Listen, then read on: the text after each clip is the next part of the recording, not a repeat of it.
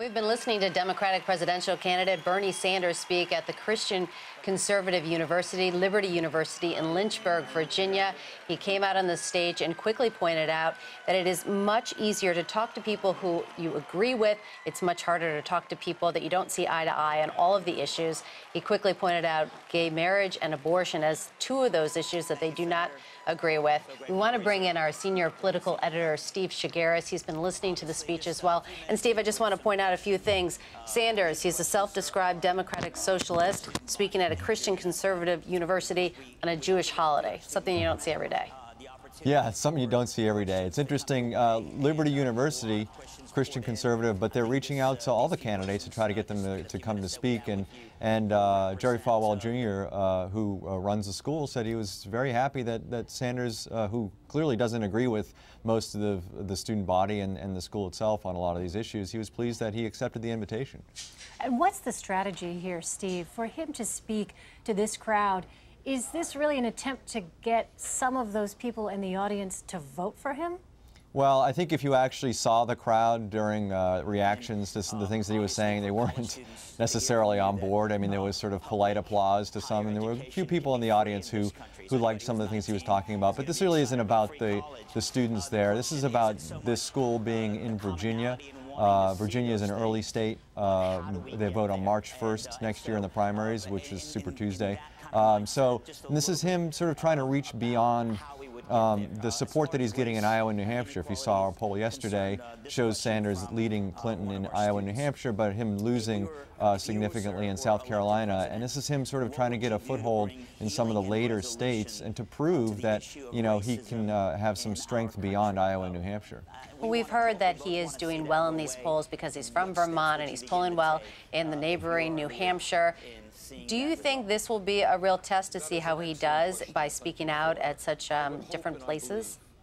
Well, I think what's going on here is it's a large crowd. The pictures are going to show him in front of a large crowd. Granted, Liberty's always an interesting venue because these are required attendance for folks. This is where Ted Cruz announced his presidential campaign back in March.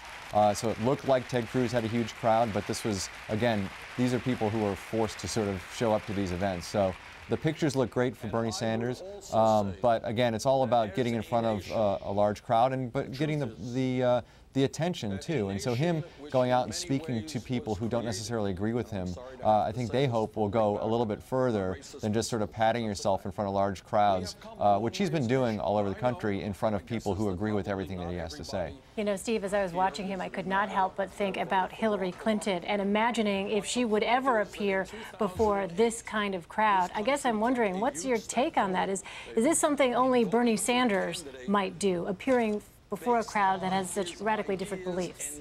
Yeah, it's interesting. It seems like Sanders just sort of had no fear going into the lion's den at this event. And, you know, Hillary Clinton has always been considered cautious, and it's hard to imagine her standing on this stage. But it's also hard to imagine the crowd being as polite to somebody like Hillary Clinton as they would to Bernie Sanders. It was interesting, you know, clearly looking at the visuals here, the crowd was not on Bernie's side.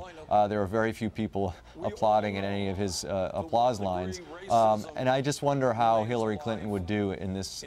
She's a lot more polarizing than somebody like Bernie Sanders. Did anything strike you in particular? He definitely talked a lot about morality and values. Yeah, and income inequality, which is really sort of it's his issue. It's really what's brought him to the forefront of the Democratic primary process here. I think these are the issues that have Democrats passionately supporting him right now. But what was interesting is some of his lines on income inequality actually got a little bit more applause than I thought he would be getting in a crowd like this.